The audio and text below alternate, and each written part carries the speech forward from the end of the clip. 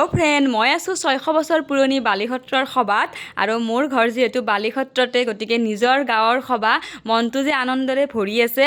আৰু এয়া এতিয়া আহিছোঁ লাইনত, মানে আৰিয়া দিবৰ বাবে লাইন পাতি আছোঁ।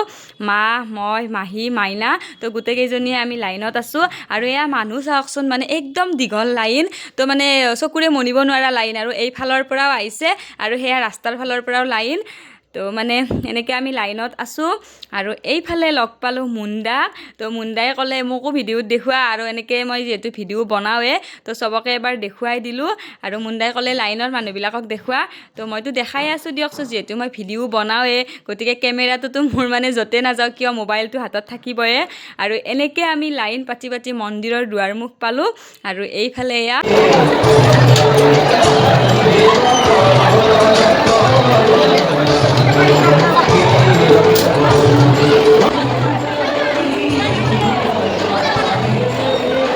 দিনত আমি চাকি বন্তি জ্বলাই ঘৰলৈ গ'লোঁ। আৰু এতিয়া সন্ধিয়া 6টামান বাজিছে আৰু এতিয়া আহি আছোঁ আৰিয়া দিবৰ বাবে, যিহেতু আজি ৰাতি আৰিয়া ৰখিম। তো দিনতো দিলোঁ আৰু ৰাতি আৰিয়া ৰখিম। আৰু এইফালে এয়া মন্দিৰৰ দৃশ্য, মানুহবিলাকে চাওকচোন, মানে দিনত যিটো মন্দিৰত আৰিয়া হয় মেইন মন্দিৰত, আৰু ৰাতিও মানে সন্ধিয়াও তাতে চাকি বন্তিবিলাক জ্বলাই উচৰ্গা কৰি আকৌ আমি য'ত সভা হয় তালৈ লৈ যোৱা হয়। তো সঁচাকৈ বহুত ভাল লগা পৰিৱেশ। তো যোনে বালিসত্ৰৰ সভাৰ আৰিয়াত আহি পাইছে তেওঁলোকে নিশ্চয় অনুভৱ কৰিব পাৰিব। আৰু আমিও এনেদৰে চাকি বন্তি জ্বলাই ল'লোঁ। আৰু ইয়াত চাকি বন্তি জ্বলাই উচৰ্গা কৰি ইয়াত মানে সভা হৈ আছে তালৈ লৈ যাম। আৰু এয়া মন্দিৰৰ পৰা আহি পালোঁ ইয়াত। আৰু এইফালে মানুহৰ ভিৰ চাওকচোন, একদম কলগছে নাই চাকি দিবৰ বাবে। যি নহওক বাৰু, তাতে কিবাকৈ দিলোঁ।